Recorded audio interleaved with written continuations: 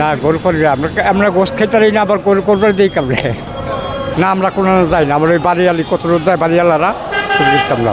গরু কুরবানি কি আমাদের মতো লোকদের দিবের পারে, তারপরে চেষ্টা করো 5-7 মিলে দেওয়ার। ঈদ উপলক্ষে ভাড়া কেমন হচ্ছে? এই এখন তো সকাল হইতে আমি 200 টাকা মারছি। 200 টাকা ভাড়া চলে? এ তো আমার পকেট খরচই হয় না, তাহলে বাসা বাড়ি তুমি কিন্তু খামো কি গ্রামের বাড়ি কোথায়? মাদারীপুর। মাদারীপুর। বাড়িতে যাবেন কিনা ঈদের? হয় ঈদ কালা বাড়িতে যাবো, আমরা বরাবরই দুজন আছি, সবাই আছে। তাদের জন্য ঈদ উপলক্ষে কেনাকাটা করছেন কিনা? জামা কাপড় এগুলো কিছুই কিনিনি কেমন, কেন? আমরা কিনবো কি দিয়া খাইমো না দিমো, খারাপ লাগতেছে না, অনেক ঘর বাড়াবে আয়া পরে আবার ঘর বাড়া দিতে হয়, খাওয়া দাওয়ালে অনেক কিছু বেজা যায়।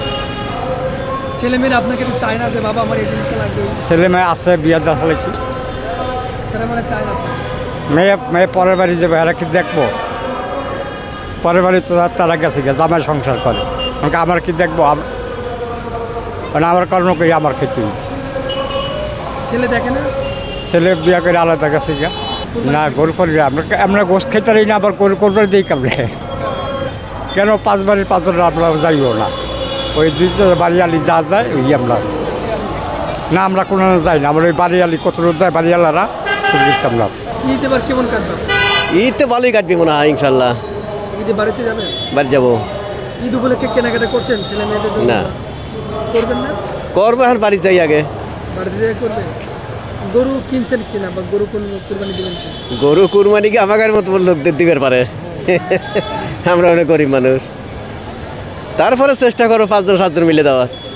আনন্দ উপভোগ তো ঈদের মধ্যে সবাই তো করেই। যে মাংস পাবেন না, যে ছেলে মেয়েদের মাংস পাওয়া লাগে তো 5-7 লেগে কুরবানি। ঈদ এবার কেমন ভাড়া হচ্ছে? ঈদ উপলক্ষে সামনেই ভাড়া হচ্ছে কেমন? ভাড়া ভালো না, কারণ কি? কারণ এই যে প্রধানমন্ত্রী অটো ছেড়ে দিয়েছে, অটো ছেড়ে রিক্সা লাগার কামাই নাই। অটোর জন্য সমস্যা না? অটোর জন্য সমস্যা। কারণ অটো আপনাদের কি কি সমস্যা? অটো মেলা সময় যে যাত্রী যা আসে সকালে অটোতে যায়, রিক্সায় ওঠে না। কারণ কি? ভাড়া কম বেশি? ভাড়া তো কমিলে ওরা